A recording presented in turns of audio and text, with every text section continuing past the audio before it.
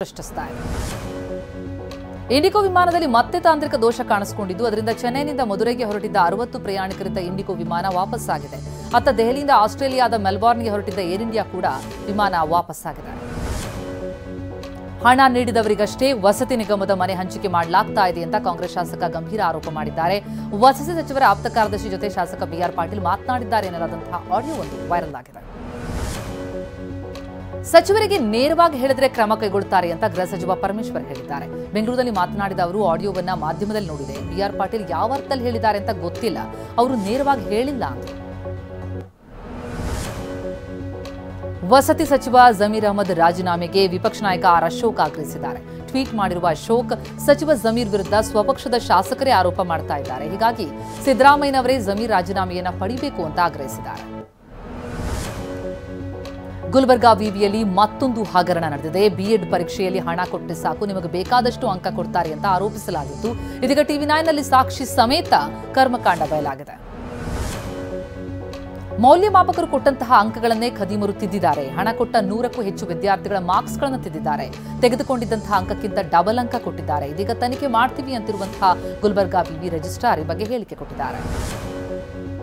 ಬಾಗಲಕೋಟೆ ಜಿಲ್ಲೆಯಲ್ಲಿ ಉದ್ಯೋಗ ಖಾತ್ರಿ ಯೋಜನೆ ಭಾರಿ ಗೋಲ್ಮಾಲಾಗಿದ್ದು, ಇಳಕಲ್ನ ಚಿಕ್ಕನಾಳ್ ಗ್ರಾಮ ಪಂಚಾಯಿತಿ ವ್ಯಾಪ್ತಿಯಲ್ಲಿ ಯೋಜನೆ ಬೆಳಗಾಗಿ ಪುರುಷನೊಬ್ಬ ಮಹಿಳೆಯಂತೆ ಸೀರೆ ಉಟ್ಕೊಂಡು ಫೋಟೋ ತೆಗೆಸಿಕೊಂಡಿದ್ದಾನೆ.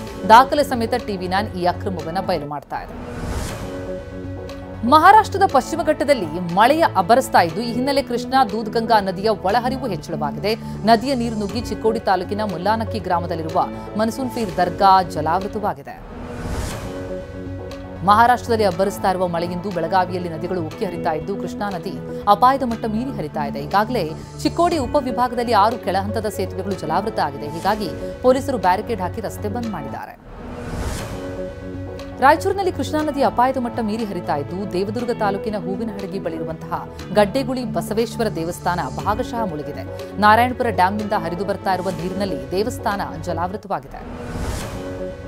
ಮಳೆಯ ಅಬ್ಬರಕ್ಕೆ ಗದಗದಲ್ಲಿ ಬೆಣ್ಣೆಹಳ್ಳದಲ್ಲಿ ಪ್ರವಾಹದ ಪರಿಸ್ಥಿತಿ. ರೋಣ ತಾಲೂಕಿನ ಯಾವಗಲ್ ಗ್ರಾಮದಲ್ಲಿ ಪ್ರವಾಹದಲ್ಲಿ ಸಿಲುಕಿ ಶ್ವಾನವೊಂದು ಪರದಾಡಿದೆ. ಹೊರಬಾರಲಾಗದೆ ಕಂಗಾಲಾದ ಶ್ವಾನ ಕಣ್ಣೀರು ಹಾಕಿದೆ. ಗದಗ ಜಿಲ್ಲೆ ನರಗುಂದ ತಾಲೂಕಿನ ಬೆಣ್ಣೆಹಳ್ಳದ ಪ್ರವಾಹ ನಿಂತರೂ ರೈತರ ಗೋಳಾಟ ನಿಂತಿಲ್ಲ. ಬೆಣ್ಣೆಹಳ್ಳ ಪ್ರವಾಹದ ಅಬ್ಬರಕ್ಕೆ ನಾಟಿಯಾದ ಬೆಳೆ ಆಹುತಿಯಾಗಿದೆ. ಬಿತ್ತನೆ ಮಾಡಿದ ಹೆಸರು, ಗೋವಿನ ಜೋಳ, ಮೆಣಸಿನಕಾಯಿ ಬೆಳೆಗಳು ಸರ್ವನಾಶ ಆಗಿದೆ. ಕೇರಳದ ವಯನಾಡಿನಲ್ಲಿ ನಿರಂತರವಾಗಿ ಧಾರಾಕಾರ ಮಳೆಯಾಗ್ತಾ ಇದೆ. ಈ ಹಿನ್ನೆಲೆ ಕಬಿನಿ ಡ್ಯಾಂನಿಂದ 25,000 ಕ್ಯೂಸೆಕ್ಸ್ ನೀರನ್ನು ಬಿಡುಗಡೆ ಮಾಡಲಾಗಿದೆ. ಕಪಿಲಾ ನದಿ ಉಕ್ಕಿ ಹರಿತಾ ಇದ್ದು, ನಂಜನಗೂಡು ತಾಲೂಕಿನಲ್ಲಿ ಭತ್ತದ ಗದ್ದೆಗಳಿಗೆ ನೀರು ನುಗ್ಗಿ ಬೆಳೆ ನಾಶ ಆಗಿದೆ. ಪರಿಹಾರ ಕೊಡುವಂತೆ ಆಗ್ರಹಿಸಿದ್ದಾರೆ. ತುಂಗಭದ್ರಾ ಡ್ಯಾಂನಿಂದ ನೀರು ಹರಿಸುವಂತೆ ರೈತರು ಒತ್ತಾಯಿಸಿದ್ದಾರೆ. ನೀರಾವರಿ ಸಲಹಾ ಸಮಿತಿಯ ಸಭೆ ವಿಳಂಬಕ್ಕೆ ರೈತರು ಆಕ್ರೋಶ ವ್ಯಕ್ತಪಡಿಸಿದ್ದಾರೆ. ಬಳ್ಳಾರಿ, ರಾಯಚೂರು, ಕೊಪ್ಪಳ, ವಿಜಯನಗರ ಜಿಲ್ಲೆ ವಿಭಾಗದ ರೈತರಿಗೆ ನೀರಿನ ಅವಶ್ಯಕತೆ ಇದೆ. ನೀರು ಬಿಡದಿದ್ರೆ ಹೋರಾಟದ ಎಚ್ಚರಿಕೆ ಕೊಟ್ಟಿದ್ದಾರೆ.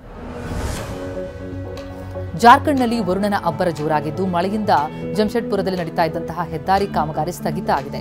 ರಸ್ತೆ ತುಂಬಿದ್ದ ಕೆಸರನ್ನ ಜೆಸಿಬಿ ಬಳಸಿ ತೆರವು ಮಾಡಲಾಯಿತು. ಇದರಿಂದ 16 ಕಿಲೋಮೀಟರ್ ಟ್ರಾಫಿಕ್ ಜಾಮ್ ಆಯಿತು. ಅಸ್ಸಾಂನಲ್ಲಿ ಬ್ರಹ್ಮಪುತ್ರ ನದಿ ಅಲ್ಲೋಲ ಕಲ್ಲೋಲ ಸೃಷ್ಟಿಸಿದೆ. ನಿನ್ನೆ ನಲ್ಗರಿ ಜಿಲ್ಲೆಯ ಮಕಲ್ಮುವಾ ಪ್ರದೇಶದ ಹರಿಯುವ ನದಿಯಲ್ಲಿ ನಾಡದೋಣಿ ಮಗುಚಿತು.